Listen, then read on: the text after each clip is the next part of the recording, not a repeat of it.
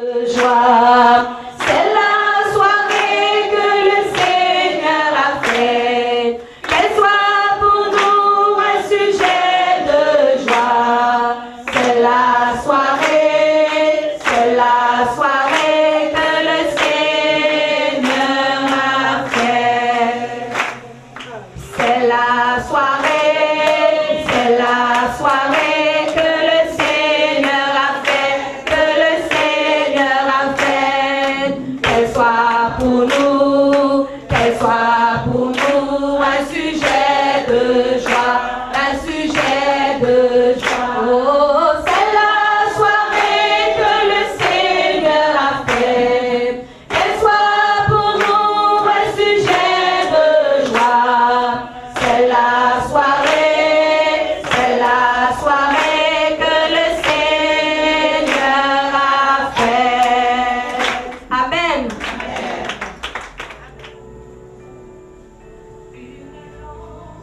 Gloire à Dieu. Est-ce qu'on peut se saluer les uns les autres?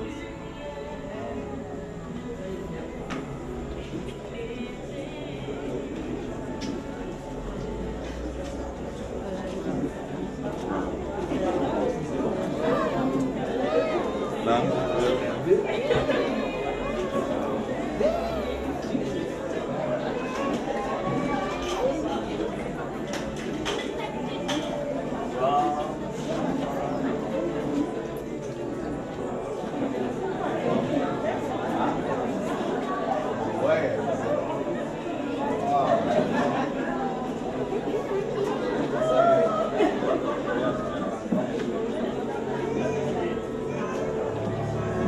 Celui-là, s'il y a des gens qui veulent poser des questions ou autres, je vais celui-là. Je vais une sœur parce que comme je suis là. Bon, on verra. Il y a une sœur qui aura un foulard. D'accord.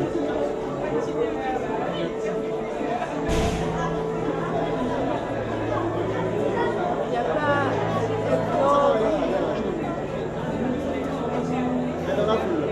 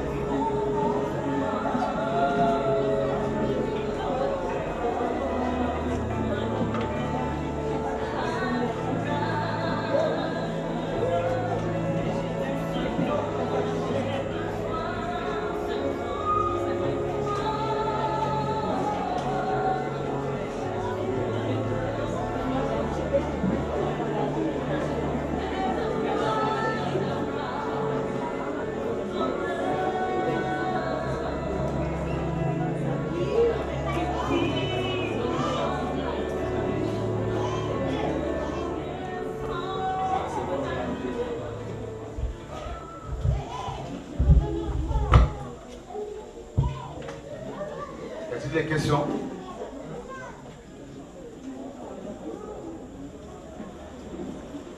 Oui.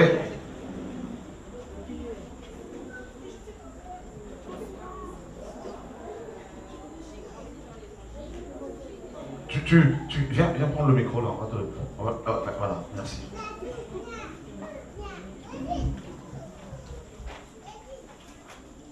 C'est toi qui t'es converti hier? Non, c'est pas toi. D'accord. Alors j'ai grandi dans l'Évangile, j'ai été dans beaucoup d'églises. D'accord. La première église que j'ai connue dans mon enfance, il y a eu plusieurs transitions, on va dire ça comme ça. Au début, tout le monde portait le voile, les femmes, entre autres. Et un jour, il y a eu une parole que le voile était déchiré. Et du coup, il n'y avait plus de femmes avec le voile. Il y en a des femmes qui conservaient le voile et il y en a d'autres non. Peut-être qu'après que moi, j'ai mal compris la Bible. Je suis jeune, je n'ai que 23 ans. Mais il me semble qu'on ne parlait peut-être pas de ce voile-là, du voile de la femme. Donc j'aimerais savoir qu'est-ce qu'on doit faire nous en tant que femmes par rapport au voile et qu'est-ce que ça veut dire cette histoire que le voile est déchiré qui fait que la femme peut se passer du voile. D'accord. Voilà. Ça n'a rien à voir. Les deux voiles n'ont rien à voir. Ça, je crois que voilà, le prédicateur qui a dit cela s'est complètement trompé. Et le voile du temple, selon Hébreux chapitre 10, était un type de Christ, hein, du corps de Christ, selon Hébreux chapitre 10. Et bon, sinon le voile dont il est question dans 1 Corinthiens 11, l'apôtre Paul, dans sa conclusion, il dit que la chevelure a été donnée à la femme en guise de voile. Maintenant, il y a des personnes, il y a des femmes qui se disent, qui disent qu'elles sont convaincues de porter un bout de tissu. Ça, c'est leur liberté, n'est-ce pas? Donc, voilà. Mais sinon, de là à dire qu'une femme qui ne porte pas ce tissu sur la tête ne peut pas être sauvée, c'est remettre même en cause l'œuvre de la croix. Parce que ce n'est pas ce que le Seigneur Yeshua a dit. Vous savez, dans Matthieu chapitre 5, Matthieu 6, Matthieu 7, Matthieu 8, dans ces 4 chapitres, le Seigneur a développé l'ensemble des doctrines relatives au salut. D'accord? Donc, si vous suivez les recommandations du Seigneur de Matthieu 5, 6, 7 et 8, quand il était assis sur la montagne des Oliviers, et vous allez être sauvés. Et dans ces recommandations, il n'y a pas, bien sûr, il n'a pas mentionné le port du voile. Donc, Paul en parle dans Corinthiens, et d'après l'histoire, c'est parce qu'à Corinthe, les femmes, les prostituées, étaient rasées. Voilà. Donc, est-ce que tu payais ta dîme? Est-ce que tu payes la dîme? Ouais. D'accord. Est-ce que tu as compris que la dîme c'est la loi? Est-ce que tu as compris que la dîme c'est la loi? D'accord.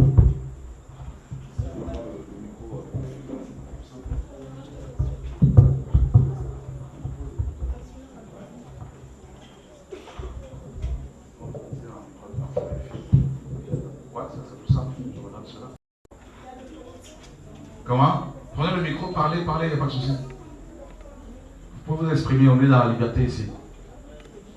D'accord. Allez-y ma soeur, allez-y, il n'y a pas de problème. Ok. Oui. Oui, c'est la loi. C'était la loi de Moïse. Non, c'est fini, on ne peut plus la payer la dîme depuis 2000 ans. Depuis l'œuvre de la croix, depuis que Christ est allé sur la croix, la dîme est devenue caduque. On n'a plus à la payer. Voilà. Tu l'as payé pas? Tu l'as payé? Ah ok, ben ça va. Ça va. Oui.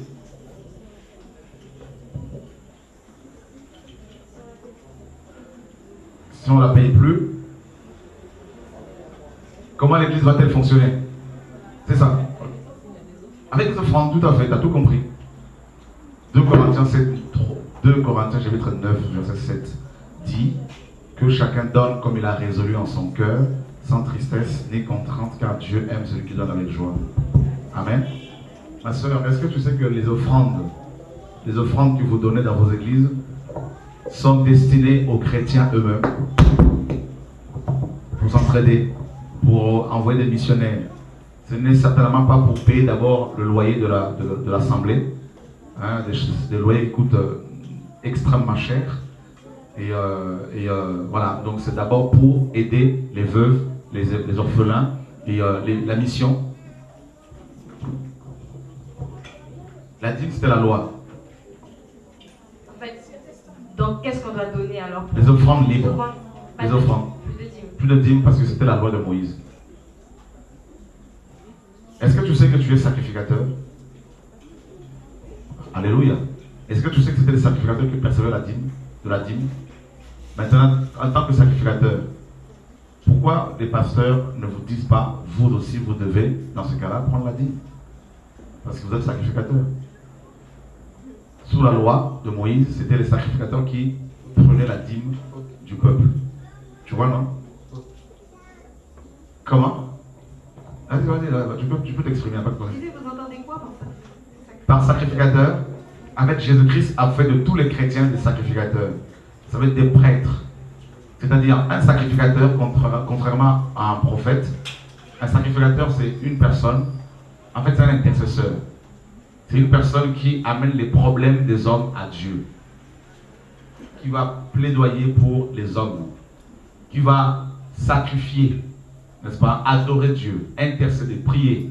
Et qui va s'offrir lui-même en tant que sacrifice vivant. Vous voyez? Un sacrificateur, c'est quelqu'un qui sacrifie. Qui offre des... L'homme de Dieu vit de la parole de l'évangile. On n'a pas dit l'homme de Dieu vit de l'évangile. Je veux dire... le Seigneur, 1 Corinthiens 9 dit que le Seigneur a ordonné à ceux qui annoncent l'évangile de vivre de l'évangile. Alors, posons-nous une question. Qui sont ceux et celles qui sont appelés à annoncer l'évangile? Ah! 1 Pierre 2, 9 nous dit que nous sommes appelés à annoncer les vertus de Dieu. Donc, en annonçant l'évangile, forcément tu vis de l'évangile parce que l'évangile c'est Jésus. Et c'est lui qui est la vie. Et maintenant, si Dieu t'appelle à travailler à plein temps quelque part, dans son œuvre, pour que tous les chrétiens soient à plein temps dans l'œuvre du Seigneur. Maintenant, si le Seigneur te dit ne travaille pas dans le monde parce que je te veux dans mon œuvre, eh bien c'est parce que tu vas beaucoup bouger ici et là. Et comme c'est lui qui t'a embauché, vous travaillez avec ceux qui travaillent. Est-ce que c'est auprès de vos collègues que vous allez réclamer votre salaire ou auprès de vos employeurs? Alors si c'est Dieu qui les a employés, pourquoi demande-t-il de l'argent aux chrétiens? Ils doivent prier Dieu pour leur donner leur salaire et Dieu maintenant touchera les cœurs des uns des autres. Amen. Voilà, que Dieu soit béni. Mais c'est fini, ils ne vont plus remplir les poches avec vos sous. C'est fini. Et les vrais pasteurs, ils vont se lever pour annoncer la vérité. Amen. Une autre question? Ok.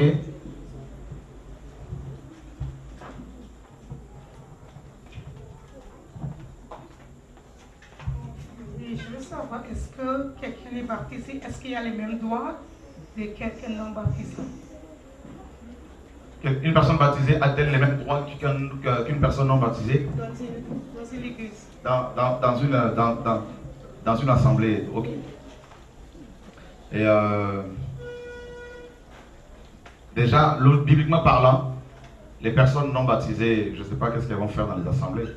Parce que l'assemblée, l'église est une assemblée des saints, des hommes et des femmes qui se réunissent parce qu'ils sont en accord avec la parole. Bon, il peut y avoir des gens qui viennent comme ça et qui n'ont pas encore reçu le baptême. Il faut leur parler, il faut que ces personnes connaissent le Seigneur pour mettre leur vie en règle. Maintenant, dans la majorité des assemblées, on nous dit que ceux qui ne sont pas baptisés ne peuvent pas prendre la Sainte Seine. C'est ça, non? C'est ça, non? Ok. Mais ce n'est même pas biblique. Je vais encore vous secouer. Ce n'est pas biblique. Ça, c'est complètement faux. C'est de la religion. Pourquoi interdire aux personnes qui ont reçu Jésus-Christ, qui ont mangé le vrai pain et qui ont bu le vrai breuvage, c'est-à-dire le sang de Yeshua? Pourquoi maintenant leur interdire le symbole? Parce que le pain de la Sainte Seine, c'est l'image du corps de Christ, c'est l'image de la parole. Mais si quelqu'un donne sa vie à Yeshua aujourd'hui, et que la personne n'a pas encore le temps de se faire baptiser, et que ce jour-là, il y a la Sainte Seine, la personne doit manger la Sainte Seine. Parce qu'elle a déjà mangé le vrai pain.